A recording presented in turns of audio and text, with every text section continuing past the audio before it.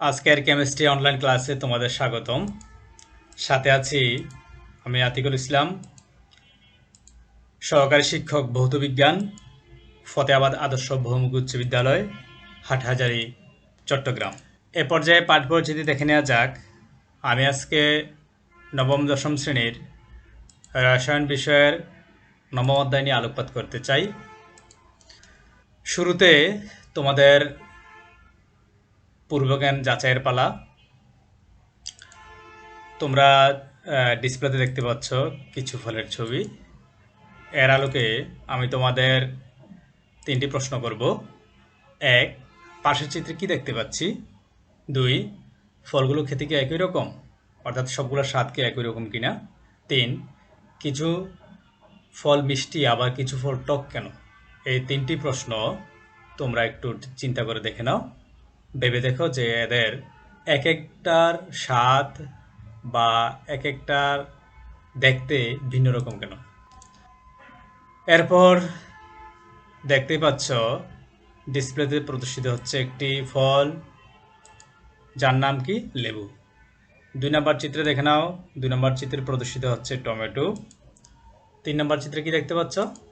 3 নম্বর চিত্রে দেখা যাচ্ছে আঙ্গুর ফল। 4 নম্বর চিত্রে কি দেখতে পাচ্ছ? 4 নম্বর চিত্রে রয়েছে কমলা লেবু।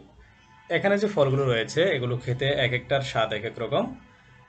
তো এইসব ফলে ভিন্ন ভিন্ন অ্যাসিড থাকে। তো কোন ফলে কি অ্যাসিড থাকে আমি একটু বলতে চাই। প্রথমে আসো লেবু। লেবুতে লেবুতে থাকে হচ্ছে সাইট্রিক অ্যাসিড।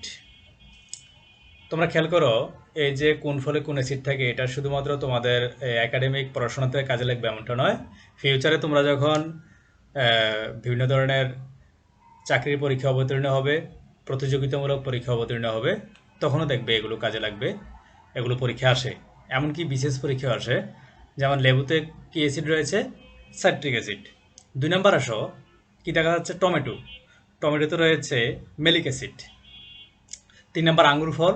আঙ্গুর ফলে রয়েছে টার্টারিক অ্যাসিড, যা সবচেয়ে বেশি পাওয়া যায় হচ্ছে তেঁতুলে।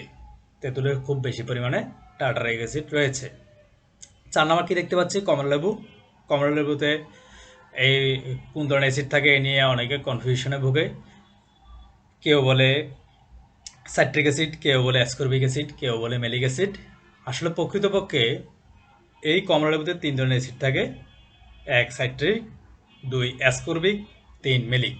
তবে টকের জন্য দায়ী হচ্ছে সাইট্রিক অ্যাসিড, অর্থাৎ এর মধ্যে বেশি পরিমাণে রয়েছে সাইট্রিক অ্যাসিড। এই জন্য অনেকে মনে করে যে কমলা লেবুতে মূলত সাইট্রিক অ্যাসিড রয়েছে।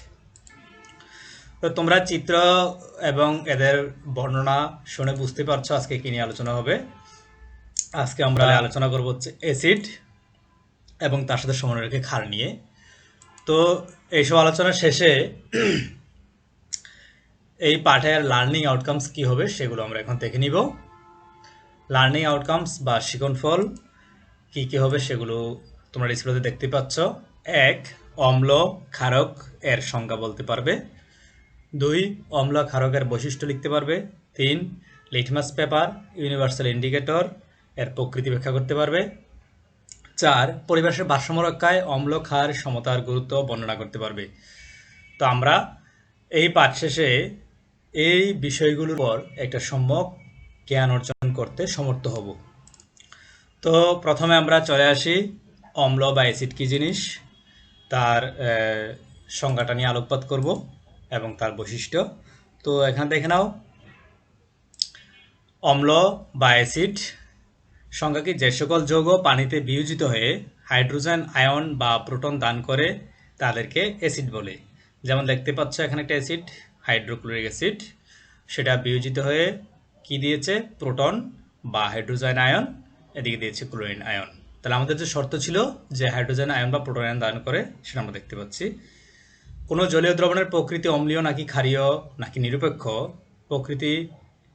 প্রকৃতির হবে ইত্যাদি জানার জন্য পিএইচ একক ব্যবহার করা হয়। আমরা নেক্সট পরবর্তী সময় গিয়ে দেখব যে পিএইচ একক তার সেটা কি জিনিস এবং কিভাবে তা দিয়ে আমরা কোনো একটি যৌগ সেটি কি অম্লীয় নাকি ক্ষারীয় নাকি নিরপেক্ষ সেটা আমরা মেজারমেন্ট করব। যেমন এখানে তবে জেনে নেওয়া যায়, আগে থেকে আমরা জেনে নিতে পারি যে অ্যাসিড দ্রবণে এই পিএইচ এর মান 7 এর চেয়ে কম হয়, ক্ষার দ্রবণে পিএইচ এর মান 7 এর চেয়ে বেশি হয়, আর নিরপেক্ষ দ্রবণে পিএইচ এর মান ইকুয়াল টু 7 অর্থাৎ পুরোপুরি 7 হয়। এই তিনটি মান আমাদের জানতে হবে। অ্যাসিডের বেলায় হবে 7 এর চেয়ে কম, ক্ষারের বেলায় 7 এর চেয়ে বেশি, আর নিরপেক্ষ দ্রবণের বেলায় হবে পুরোপুরি। তোমাদের এখানে স্পষ্ট চিত্রে 2 নম্বর কথাটা কি ছিল? ম্যাগনেসিয়াম হাইড্রোজেন ক্লোরাইডের সাথে বিক্রিয়া করে হাইড্রোজেন ক্লোরাইড হতে হাইড্রোজেনকে প্রতিস্থাপিত করে এবং কি উৎপন্ন করে? ম্যাগনেসিয়াম ক্লোরাইড উৎপন্ন করে। বিক্রিয়াটা আবার দেখে নাও। বিক্রিয়াতে কি দেখতে পাচ্ছ? যে এখানে ম্যাগনেসিয়াম যে ধাতুটা রয়েছে তা কি করেছে? হাইড্রোজেন ক্লোরাইডের সাথে বিক্রিয়া করেছে এবং বিক্রিয়া করে সেখান থেকে হাইড্রোজেনকে কি করেছে? প্রতিস্থাপিত করেছে। তাহলে আমরা বলতে পারি যে সকল যৌগে প্রতিস্থাপনীয় হাইড্রোজেন আছে তাদের কি বলে? অ্যাসিড বলে। আমরা দেখতে পাচ্ছি যে এখান থেকে HCl থেকে কি করেছে? হাইড্রোজেনকে প্রতিস্থাপিত করে ম্যাগনেসিয়াম ক্লোরাইড উৎপন্ন করেছে। তো আমরা নেক্সটে চলে যাচ্ছি। দেখো, এটাকে আরেকভাবে বলা যায়, যে যৌগের অণুতে প্রতিস্থাপনী হাইড্রোজেন আছে, এই প্রতিস্থাপনী হাইড্রোজেন ধাতু বা ধাতুর ন্যায় ক্রিয়াশীল যৌগমূলক দ্বারা আংশিক বা সম্পূর্ণরূপে প্রতিস্থাপিত হয়ে লবণ ও পানি উৎপন্ন করে তাকে অম্ল বা অ্যাসিড বলে। তো আমরা এটার কিছু দেখে নেই এদের গঠন। তো একটা দেখো আণবিক গঠন দেখে নিব। তো দেখতে পাচ্ছ হাইড্রোজেন, তারপর হচ্ছে ক্লোরিন, নাম হচ্ছে হাইড্রোক্লোরিক অ্যাসিড। তারপর ডান পাশে দেখতে পাচ্ছ হাইড্রোজেন, তারপর অক্সিজেন, তারপর সালফার মিলে কি উৎপন্ন করে? H2SO4 মানে সালফিউরিক অ্যাসিড। আর প্রথমটা হচ্ছে হাইড্রোক্লোরিক অ্যাসিড। তো নেক্সট চলে যাচ্ছে, কিছু দুর্বল অ্যাসিড চিনে নেই। Acetic acid CH3COOH, carbonic acid H2CO3, oxalic acid COOH, single bond COOH। এবার দেখো, প্রথম পাত্রে আমরা দেখতে পাচ্ছি একটা অ্যাসিড, নাম হচ্ছে H2SO4, that means sulphuric acid. পরের পাত্রে দেখো HCl মানে হাইড্রোক্লোরিক অ্যাসিড। পরের পাত্রে কি দেখা যাচ্ছে? Nitric acid HNO3 nitric acid. এদের মধ্যে যদি হাইড্রোজেন দ্বারা প্রতিস্থাপিত হয় তাহলে তাদেরকে আমরা সক্রিয় অ্যাসিড হিসেবে গণ্য করব। এবার আমরা অ্যাসিডের বৈশিষ্ট্য দেখে নিই। নাম্বার 1, অ্যাসিড টক স্বাদযুক্ত, অর্থাৎ যেসব যৌগে অ্যাসিড রয়েছে সেগুলো খেতে টক লাগবে, সেগুলো খেতে গেলে এটি ক্ষয়কারী পদার্থ ক্ষয় করতে পারে। অ্যাসিড নীল বর্ণের লিটমাসকে লাল বর্ণে পরিণত করে। 4 নাম্বার, এটি সক্রিয় ধাতুর সাথে বিক্রিয়া করে লবণ ও হাইড্রোজেন গ্যাস উৎপন্ন করে। বিক্রিয়া দেখে নাও। ম্যাগনেসিয়াম সালফারিক অ্যাসিডের সাথে বিক্রিয়া করে ম্যাগনেসিয়াম সালফেট উৎপন্ন করেছে, পাশাপাশি কি উৎপন্ন করেছে? হাইড্রোজেন গ্যাস উৎপন্ন করেছে। 4 নাম্বার দেখো, এটি ক্ষারের সাথে বিক্রিয়ায় লবণ ও পানি উৎপন্ন করে। যেমন একটা ক্ষার হচ্ছে সোডিয়াম হাইড্রোক্সাইড, আর এদিকে অ্যাসিড হচ্ছে কি? সোডিয়াম হাইড্রোক্সাইডের সাথে অ্যাসিডটার নাম হচ্ছে হাইড্রোক্লোরিক অ্যাসিড। এই দুটি বিক্রিয়ায় তাহলে সোডিয়াম এবং ক্লোরিন মিলে হচ্ছে সোডিয়াম ক্লোরাইড, যা আমরা বাসাবাড়িতে খাবার লবণ হিসেবে আমরা চিনি। পাশাপাশি কি তৈরি করেছে? হাইড্রোজেন আর অক্সিজেন মিলে হচ্ছে পানি তৈরি করেছে। তাহলে 5 নম্বরে আমাদের যে বৈশিষ্ট্য ছিল সেটি কি ছিল? এটি ক্ষারের সাথে বিক্রিয়ায় লবণ ও পানি উৎপন্ন করে। এখন দেখো, আমরা চিত্রে দেখে নিব যে আমরা যে বলেছি নীল লিটমাস পেপারকে লাল করে, সেটা একটু দেখে নিচ্ছি। সেখানে দেখতে পাচ্ছ যে আমরা একটি পাত্রে লেবুর রস নিয়েছি। সেই লেবুর রসে আমরা এখন একটি লিটমাস পেপার নিব। সেই লিটমাস পেপারের কালারটা কেমন? নীল। তো সেটা এখন আমরা ডুবিয়ে দিলাম। ডুবিয়ে দেওয়ার পর দেখো সেটা বর্ণ পরিবর্তন হয়ে যাচ্ছে। কেমন হয়ে গেল? আমরা যে শিখেছি অ্যাসিড নীল বর্ণের লিটমাস পেপারকে লাল বর্ণে পরিণত করে। তো লিটমাস কাগজটাকে এটা আমরা একটু চিনে নেই। লিটমাস কাগজ তৈরি করা হয় সাধারণ কাগজের লাইকেন নামক এক ধরনের গাছ থেকে প্রাপ্ত রঙের সাহায্যে। তাহলে যে গাছ তার নাম কি? লাইকেন। এভাবে প্রাপ্ত লিটমাস কাগজ লাল বর্ণের হয়। লাল বর্ণের লিটমাস কাগজকে ক্ষারীয় দ্রবণে ডুবিয়ে নীল বর্ণের লিটমাস কাগজ তৈরি করা হয়। তাহলে প্রাপ্ত লিটমাস কাগজটা কিন্তু লাল হয়। পরে এটাকে আমি নীল করার জন্য কি করব? ক্ষারীয় দ্রবণে আমি সেটাকে ডুবিয়ে নিব। তোমরা চাইলে বাসাবাড়িতে তৈরি করতে পারো, তবে সেখানে আমাকে অ্যাসিড এবং ক্ষার জাতীয় যেসব যৌগ আছে সেগুলো দ্রবণে ডুবিয়ে নিয়ে শুকিয়ে নিতে হবে। এরপর আমরা কিছু বৈশিষ্ট্য দেখে নেই। তার রাসায়নিক বৈশিষ্ট্য তোমরা এখানে পর্দায় দেখতে পাচ্ছ যে আয়রনের সাথে হাইড্রোক্লোরিক অ্যাসিডের যদি বিক্রিয়া ঘটে তাহলে কি ঘটবে। তাহলে এখানে খেয়াল করো, দুটি বিক্রিয়া তোমরা এখানে দেখতে পাচ্ছ ডিসপ্লেতে। তো প্রথম কি বলা আছে, আয়রন ও হাইড্রোক্লোরিক অ্যাসিডের বিক্রিয়ায় ফেরাস ক্লোরাইড ও ফেরিক ক্লোরাইড এবং হাইড্রোজেন গ্যাস উৎপন্ন হয়। তাহলে দেখতে পাচ্ছ এখানে রয়েছে হাইড্রোক্লোরিক অ্যাসিড, এদিকে রয়েছে আয়রন বিক্রিয়ায়। তাহলে প্রথম উৎপন্ন হচ্ছে ফেরাস ক্লোরাইড, মানে ক্লোরিনের পরিমাণ কম, এখানে বেশি। তাহলে এখন হচ্ছে আস, এই জন্য ফেরাস, এখন হচ্ছে ইক মানে ফেরিক। তাহলে কি উৎপন্ন হচ্ছে, এসিএল এর সাথে যখন আমি আয়রনের বিক্রিয়া ঘটাচ্ছি তখন হচ্ছে ফেরাস ক্লোরাইড পাশে হাইড্রোজেন।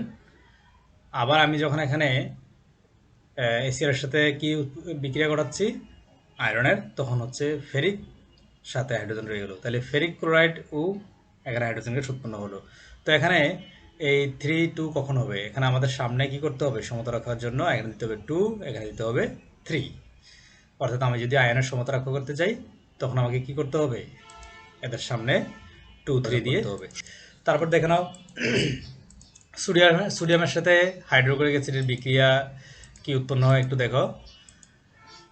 সোডিয়াম ও হাইড্রোক্লোরিক অ্যাসিডের বিক্রিয়ায় সোডিয়াম ক্লোরাইড এবং হাইড্রোজেন গ্যাস উৎপন্ন হয়। তোমরা পর্দায় স্পষ্টভাবে দেখতে পাচ্ছ যে হাইড্রোক্লোরিক অ্যাসিডের সাথে সোডিয়াম বিক্রিয়া হয়, তাহলে সোডিয়াম এবং ক্লোরিন মিলে উৎপন্ন করবে খাবারের লবণ। আর পাশাপাশি রয়েছে কি, পাশাপাশি রয়েছে হচ্ছে হাইড্রোজেন গ্যাস। তাহলে সোডিয়াম ও হাইড্রোক্লোরিক অ্যাসিডের বিক্রিয়ায় সোডিয়াম ক্লোরাইড এবং হাইড্রোজেন গ্যাস উৎপন্ন হয়। তো এরপর নেক্সট দেখো আমরা আরেকটা বিক্রিয়া দেখে নেই। নেক্সট বিক্রিয়াতে বলা আছে ম্যাগনেসিয়ামের সাথে সালফিউরিক অ্যাসিডের বিক্রিয়ায় কি ঘটনা ঘটে। ম্যাগনেসিয়াম ও সালফিউরিক অ্যাসিডের বিক্রিয়ায় ম্যাগনেসিয়াম সালফেট এবং হাইড্রোজেন গ্যাস উৎপন্ন হয়। বিক্রিয়াটা দেখে নাও। তাহলে আমি নিলাম এখন সালফিউরিক অ্যাসিড, পাশাপাশি নিলাম ম্যাগনেসিয়াম, একটা ধাতু। তাহলে কি উৎপন্ন হচ্ছে, ম্যাগনেসিয়াম সালফেটের সাথে বিক্রিয়ায় ম্যাগনেসিয়াম সালফেট, আর পাশাপাশি কি দেখা যাচ্ছে, হাইড্রোজেন গ্যাস। এরপর দেখে নাও পটাশিয়ামের সাথে কি ঘটে। পটাশিয়ামের সাথে সালফিউরিক অ্যাসিডের বিক্রিয়া আলোচনা করো। ঠিক এখানেও সেম প্রসেস, হাইড্রোজেন গ্যাস উৎপন্ন হবে আর পটাশিয়ামটা সালফেটের সাথে বিক্রিয়া করবে। তো এখন দেখো আমরা সালফিউরিক অ্যাসিড প্লাস পটাশিয়াম নিলাম, তাহলে উৎপন্ন এই যে উৎপাদটা কি, উৎপাদটা হচ্ছে পটাশিয়াম সালফেট প্লাস গ্যাস। এরপর দেখো ম্যাগনেসিয়ামের সাথে নাইট্রিক অ্যাসিডের বিক্রিয়া কি ঘটনা ঘটে। ম্যাগনেসিয়াম ও নাইট্রিক অ্যাসিডের বিক্রিয়ায় ম্যাগনেসিয়াম নাইট্রেট এবং হাইড্রোজেন গ্যাস উৎপন্ন হয়। তাহলে আমরা প্রথমে নিলাম কি, প্রথমে এটা আমরা দেখতে পাচ্ছি প্রথম বিক্রিয়কটার নাম হচ্ছে নাইট্রিক অ্যাসিড, পরে তার সাথে বিক্রিয়া করলো ম্যাগনেসিয়াম। তাহলে কি উৎপন্ন হচ্ছে, ম্যাগনেসিয়াম নাইট্রেট প্লাস H2 মানে হাইড্রোজেন। অ্যালুমিনিয়ামের সাথে যদি বিক্রিয়া হয় তাহলে কি ঘটনা ঘটবে। অ্যালুমিনিয়াম ও নাইট্রিক অ্যাসিডের বিক্রিয়ায় অ্যালুমিনিয়াম নাইট্রেট এবং হাইড্রোজেন গ্যাস উৎপন্ন হয়। দেখে নাও বিক্রিয়াটা দেখে নাও। তাহলে প্রথম বিক্রিয়ক এটা কি, নাইট্রিক অ্যাসিড, তার সাথে বিক্রিয়ক হচ্ছে অ্যালুমিনিয়াম। এই দুটি বিক্রিয়কের সমন্বয়ে এখন দেখো প্রথম উৎপাদ হচ্ছে অ্যালুমিনিয়াম নাইট্রেট, পাশাপাশি কি উৎপন্ন হচ্ছে, হাইড্রোজেন গ্যাস। তাহলে আমরা বিভিন্ন ধরনের বিক্রিয়কের সমন্বয়ে কি উৎপাদ গঠিত হয় তা দেখলাম, যা অ্যাসিডের ধর্মকে, রাসায়নিক ধর্মকে ব্যাখ্যা করতে সক্ষম। তো আমরা এখন একটু পিএইচ সম্পর্কে জানবো। আমরা যেহেতু পিএইচ নিয়ে আমরা কথা বলে আসছি, তো আমরা এখন পিএইচ সম্পর্কে একটু ধারণা নিব। তো প্রথমে দেখো আবিধানিক অর্থে যদি এখানে ছোট যে ভ হবে, আবিধানিক অর্থে পিএইচ মানে হলো হাইড্রোজেনের ক্ষমতা। কোনো দ্রবণে পিএইচ 0 থেকে 14 এর মধ্যে হবে। পিএইচ এর মান 7 এর কম হলে দ্রবণটি অম্লীয়, আবার 7 এর বেশি হলে দ্রবণটি ক্ষারীয়।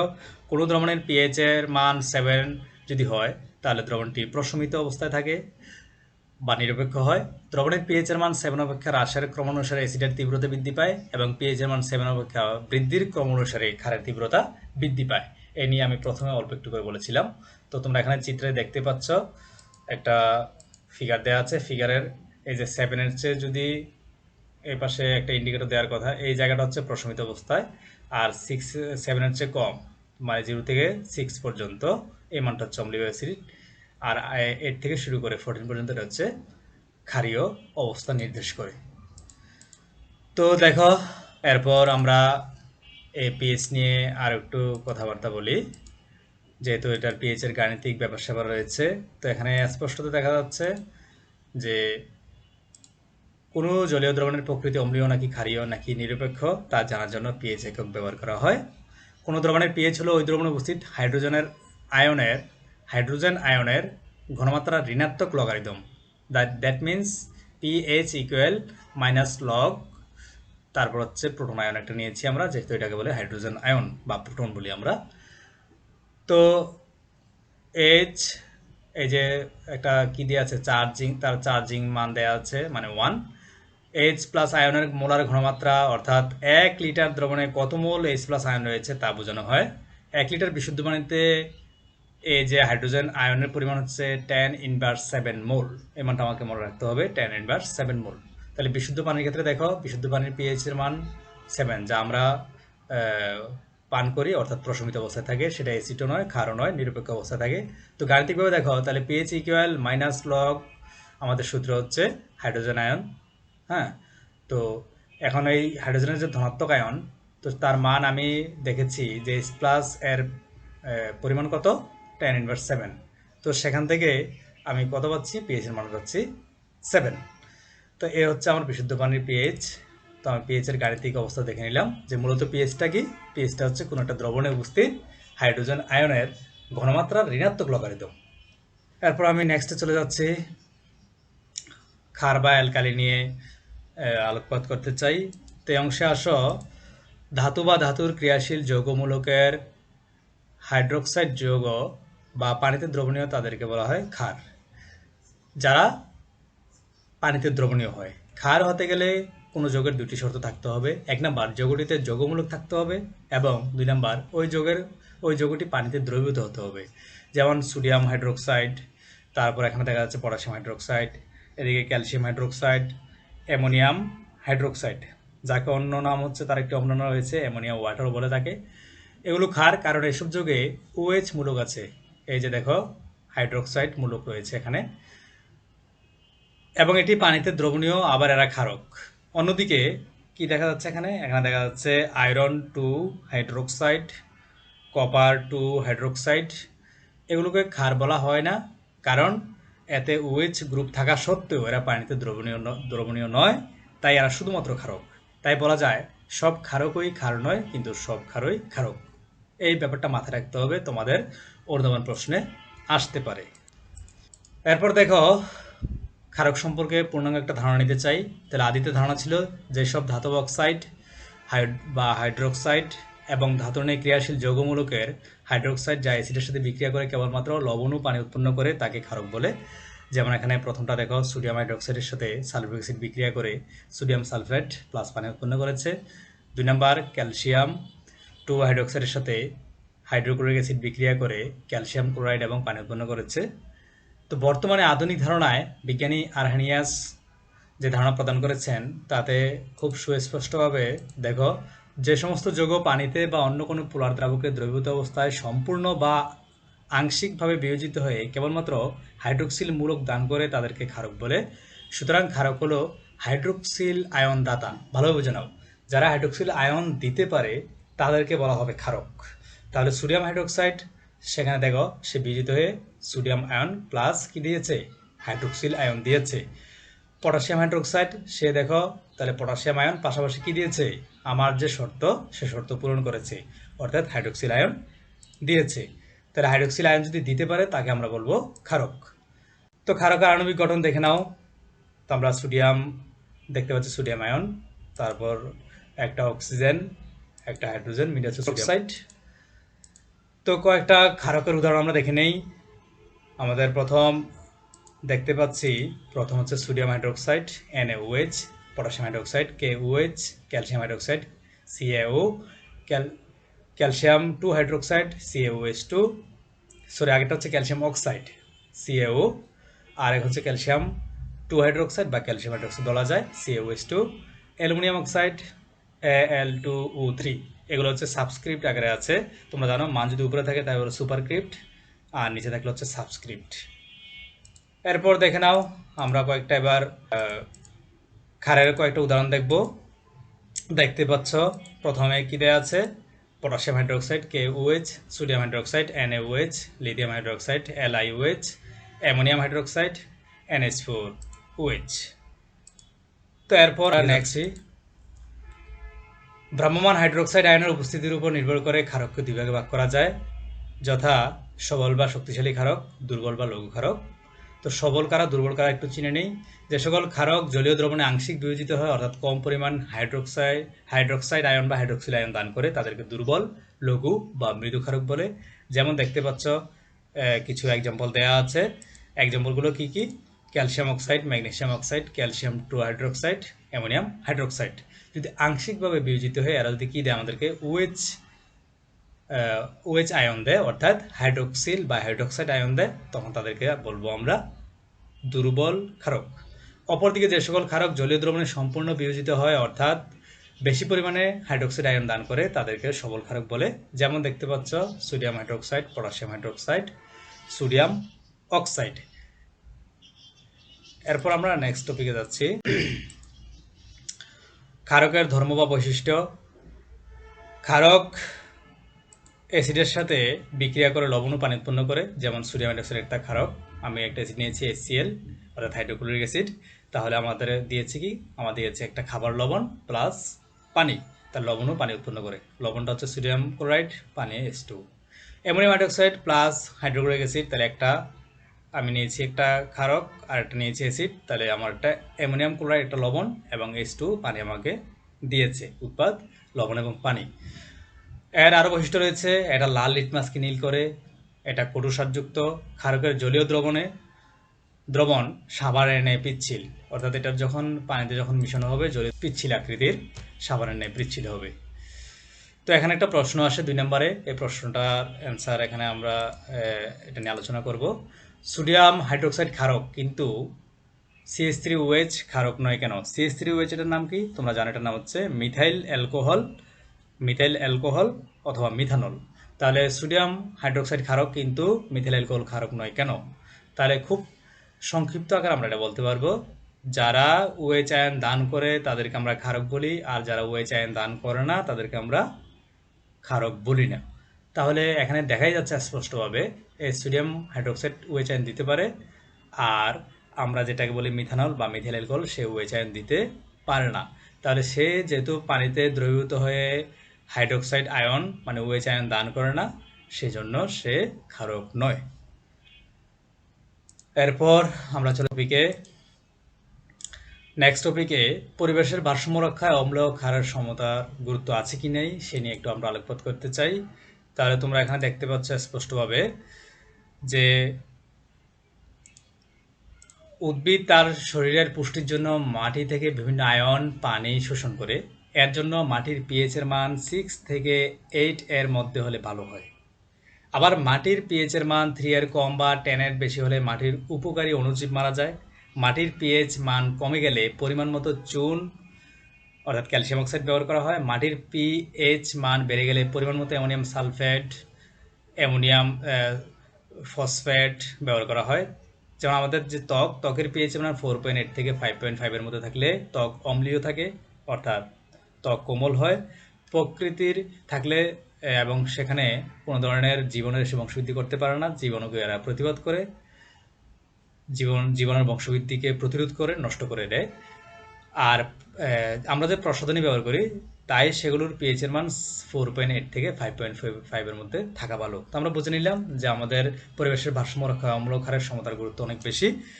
যদি খুব বেশি কম হয় মাটির পিএইচ, তাও আমাদের জন্য সমস্যা, আবার খুব বেশি হয়ে গেলে তাও সমস্যা। কম হতে পারবে না, বেশি হতে পারবে না, আমাদের নির্দিষ্ট মানে থাকতে হবে। আর আমাদের যে ত্বকের পিএইচ যদি 4.8 থেকে 5.5 এর মধ্যে থাকে, তাহলে আমাদের সেটা জীবাণুকে কি করতে পারে? প্রতিরোধ করতে পারে, যেটা আমাদের স্বাস্থ্যসম্মত। তো পিএইচ এর কোনো গুরুত্ব আছে কিনা একটু করে আমরা এখানে দেখি। পিএইচ এর গুরুত্ব নিয়ে আলোচনা করতে গেলে আমাদের প্রথম আসবে কৃষিক্ষেত্রে পিএইচ এর গুরুত্ব অনেক বেশি। উদ্ভিদ শরীরের পুষ্টির জন্য মাটি থেকে বিভিন্ন আয়ন পানি যেগুলো শোষণ করে, সেগুলো আমরা আগে বলেছি যে সেখানে অবশ্যই 6 থেকে 8 এর মধ্যে থাকা উচিত। যদি না থাকে আমরা সেখানে অ্যামোনিয়াম ফসফেট বা অ্যামোনিয়াম সালফেট ইত্যাদি সার ব্যবহার করব। সার ব্যবহার করে তার পিএইচকে কি করব? নিয়ন্ত্রণে নিয়ে আসবো। এরপর দেখো, প্রসাধনীতে আমরা আগে বলেছি যে আমাদের ত্বক পরিষ্কার করতে, চুল পরিষ্কার করতে, ত্বকের সৌন্দর্য রক্ষা ইত্যাদিতে আমরা প্রসাধন ব্যবহার করি। সে প্রসাধনী যাতে 4.8 থেকে 5। এরপর দেখো দাঁতের যত্নে যে প্রশমন বিক্রিয়া তা আমাদের কিভাবে কাজে লাগে। আমরা বলেছিলাম প্রশমন বিক্রিয়া কোনটা, অ্যাসিড এবং ক্ষারের বিক্রিয়া, লবণ এবং পানি উৎপন্ন হওয়া। আমরা যদি মিষ্টি জাতীয় খাবার খাই তাহলে কিছুক্ষণ পরে আমাদের মুখে টক টক অনুভূত হয়। আসলে আমাদের মুখে অনেক ব্যাকটেরিয়া থাকে যা আমাদের যে খাবার খেয়েছি সেগুলো থেকে বিভিন্ন ধরনের জৈব অ্যাসিড তৈরি করে, তাই মুখে টক স্বাদ অনুভূত হয়। তাই অ্যাসিড দাঁতের এনামেলকে ক্ষয় করে। টুথপেস্টে থাকা ক্ষার জাতীয় পদার্থ এসে করে অ্যাসিডকে প্রশমিত করে। কিভাবে? আমরা জানি অ্যাসিড এবং ক্ষার মিলে কি তৈরি করে? লবণ এবং পানি তৈরি করে। তো আমাদের যে দাঁত রয়েছে সেই দাঁতের এনামেলকে ক্ষতিগ্রস্ত করতে পারে। তো আমরা কি করব, আমাদের যে অ্যাসিড উৎপন্ন হয় খাবারের বিভিন্ন অপ্রাচ্য অংশ থেকে, অবশিষ্ট অংশ থেকে, সেগুলোর সাথে আমরা যদি কি করি, টুথপেস্টে থাকা ক্ষার, তাহলে সে ক্ষার মিশিয়ে আমরা যখন কি করব, ব্রাশ করব, তখন সেটাকে প্রশমিত হবে, অর্থাৎ লবণ এবং পানি তৈরি করবে। তো কৃষিক্ষেত্রে আমাদের যে প্রশমিত রাখা উচিত, খুব বেশি অ্যাসিডিক হলেও সমস্যা, আবার খুব বেশি ক্ষারী হলেও সমস্যা।